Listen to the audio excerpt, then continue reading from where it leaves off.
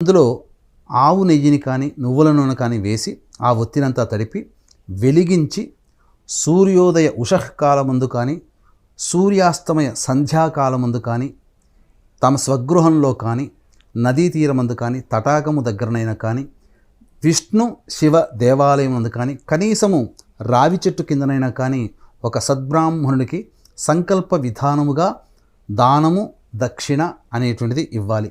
ఈ విధంగా దానం చేసినటువంటి మానవుడికి సమస్త యోగాలు కలుగుతాయి, పాపములన్నీ నశిస్తాయి. ఎలా నశిస్తాయి అని అంటే, ఒక దూది పింజకి ఒక ఈ యొక్క మంట తగిలితే ఏ విధంగా తొందరగా నిప్పు కణిక తగిలితే ఏ విధంగా దూదంతా కాలిపోతుందో ఆ విధంగా వాళ్ళు అనగా దీపదానము చేసినటువంటి వ్యక్తులు రహస్యముగా జ్ఞానముగా అజ్ఞానముగా ఎవరికీ తెలియకుండా చేసిన పాపములన్నీ కూడా నశించిపోతాయి.